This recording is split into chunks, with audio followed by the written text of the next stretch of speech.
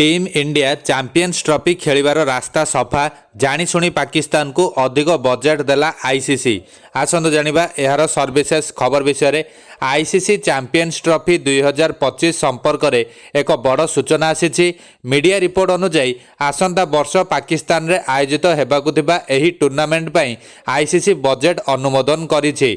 एही कार्यक्रम पई पाकिस्तान को आईसीसी $65 मिलियन रो एक बड़ भंडार खोली। तेबे आईसीसी जाशुणी पाकिस्तान को अधिक बजेट देइछि बोली कुहा जाउछि, जहा द्वारा टीम इंडिया टूर्नामेंट रे जोग देई परिबो। भारतीय दल चैंपियंस ट्रॉफी खेलिबा को पाकिस्तान जीव कि नाही एथिरे संदेह रहिछि। बीसीसीआई पक्षरु ए पर्यंत कोनोसी मंतव्य दिया जाय नाही। हाइब्रिड मॉडल अधीन रे भारत एही टूर्नामेंट खेलिबो बोली कुहा जाउछि, जेउथरे भारतर समस्त मैच पाकिस्तान बाहर अनुष्ठित हेबो।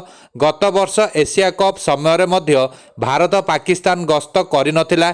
भारतर समस्त मैच श्रीलंका रे अनुष्ठित होइतिला। सेही भली जदि चैंपियंस ट्रॉफी रे हाइब्रिड मैच अधीन रे भारत मैच खेले तेबे टूर्नामेंट आयोजन खर्च बढ़िबो। वास्तव में आईसीसी चैंपियन ट्रॉफी पई $65 मिलियन रो बजेट अनुमोदन करिछि।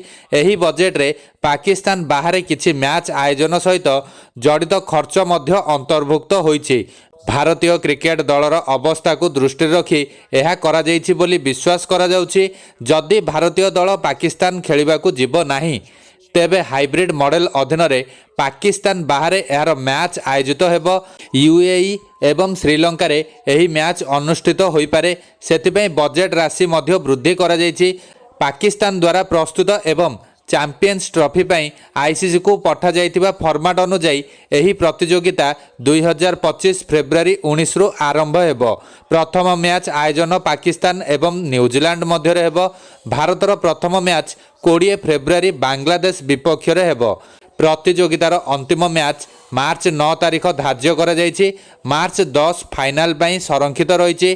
लाहौर रे भारतर समस्त मैच आयोजन करने को पाकिस्तान क्रिकेट बोर्ड आईसीसी को प्रस्ताव देइछि।